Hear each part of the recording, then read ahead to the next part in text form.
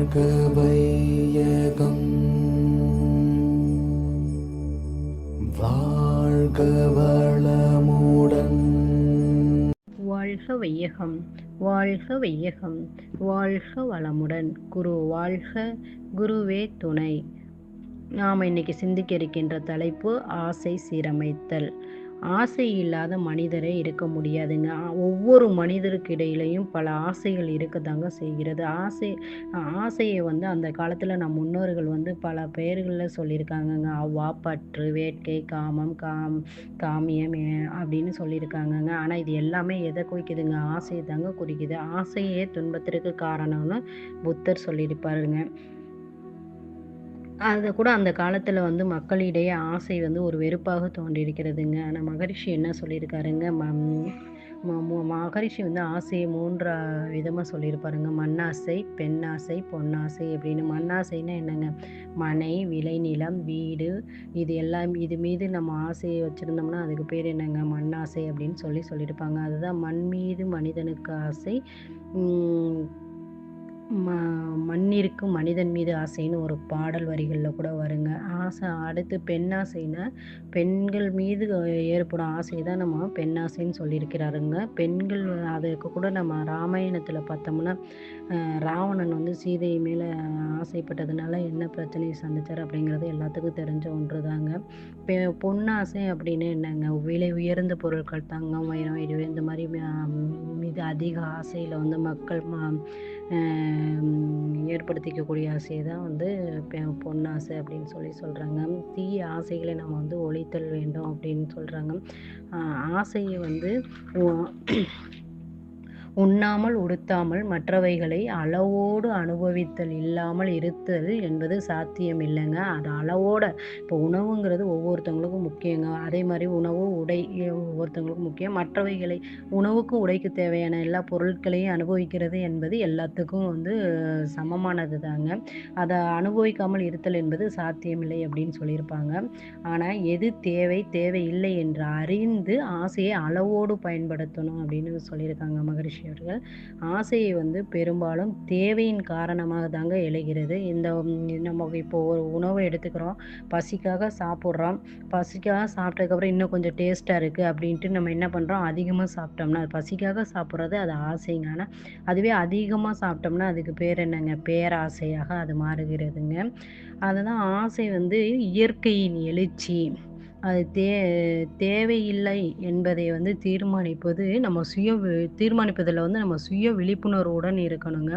அந்த சுய விழிப்புணர்வு ஒவ்வொருவருக்கும் இந்த சுய விழிப்புணர்வை கொண்டு வருவதற்காக தாங்க நம்ம வேதாத்ரி மகரிஷி அவர்கள் ஆசையை சீரமைத்தல் பயிற்சியை நமக்கெல்லாம் கொடுத்து வாழ்க்கையில் முறையான இன்பமாக வாழ்வதற்கு இந்த பயிற்சியை நமக்கு மிக எளிமையாக வடிவமைத்து கொடுத்துருக்குறாங்க.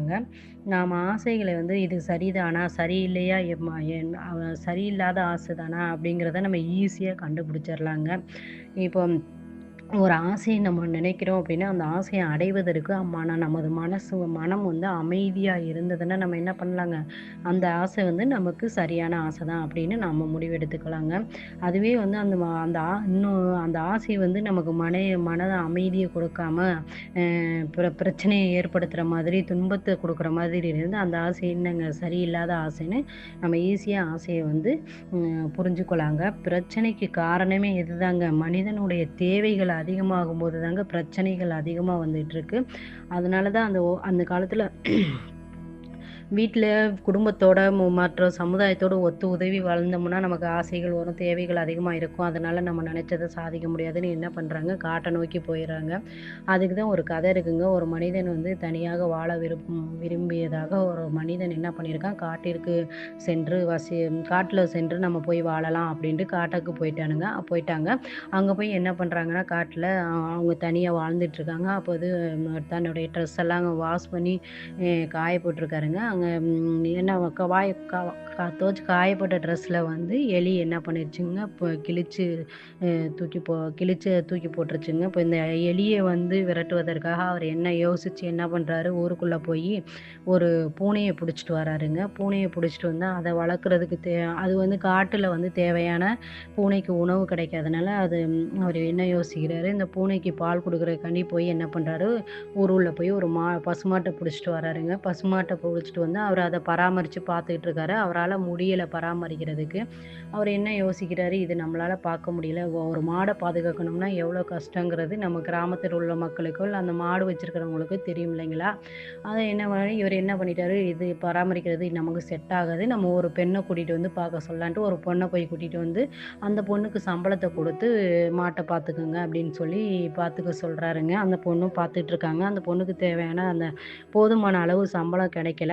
அந்த பொண்ணு என்ன பண்ணுறாங்க, திருப்பி ஊர் உள்ளே போகாமல் அந்த பொண்ணும் அப்படியே காட்டுலேயே தங்கிக்கிறாங்க. அதுக்கப்புறம் என்ன ஆகுது, 2 பேத்துக்குள்ளே வந்து ஒரு உணர்வு ஒரு உறவு ஏற்பட்டு அவங்க திருமணம் பண்ணிக்கிறாங்க. திருமணம் பண்ணி குழந்தைகளை கூட பெற்றுக்கிறாங்க. இது என்னன்னு சொல்லாங்க, நம்ம எதையோ நம்ம வீட்டில் இருந்தால் தான் பிரச்சனை வரும், நம்ம காட்டுக்கு போகிறோன்னு சொல்லி தேவைகளை ஏற்படுத்தி ஏற்படுத்தி கடைசியில் என்னங்க வீட்டை கொண்டு போய் காட்டில் வச்சுட்டாங்க இல்லைங்களா.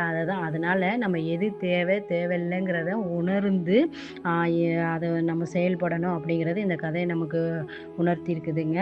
தேவை என்பது நமக்கு எப்போவுமே எப்படிங்க இருக்கணும், நியாயமானதாக இருக்கணும் அப்படின்னு சொல்லியிருக்காங்க. அந்த கதை மூலம் நம்ம உணர்ந்திருக்கோங்க. நிறைவேறாமல் இருக்கும் ஆசைகளின் கூட்டம்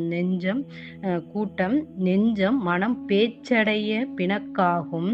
பொய்கள் மறைமுகமாய் நேர்முகமாய் பிறர் உள்ளம் வருத்தும்.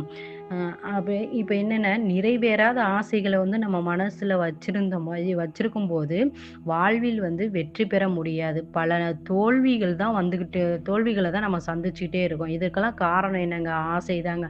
இதனால் பேராசைகளை வந்து நிறுத்திவிட்டு தேவையான ஆசைகளை ஒழுங்குபடுத்தி முறையான ஆசைகளை அனுபவித்தால் வாழ்க்கையில் என்ன பண்ணலாங்க, இன்பமான வாழ்க்கையை வாழத்துக்கு நம்ம என்ன பண்ணலாங்க, நம்ம இன்பமான வாழ்க்கையை மிக சந்தோஷமாகவும் நம்ம என்ன பண்ணலாங்க, வாழ்க்கையை நடத்திக்கிட்டு வரலாம் இல்லைங்களா. ஆசைகளுக்கு தாங்க எதிர்காலம் தேவைப்படும். ஆனால் ஆனந்தமாக வாழ்வதற்கு நிகழ்காலம் போதும். காலங்கள் மாறுவது இல்லைங்க, மாறுவது மனிதனோட மனமே அப்படின்னு சொல்லி இந்த சிந்தனை உரையை சிறிய உரையை முடித்துக் கொள்கின்றேன். வாழ்க வையகம், வாழ்க வையகம், வாழ்க வளமுடன்.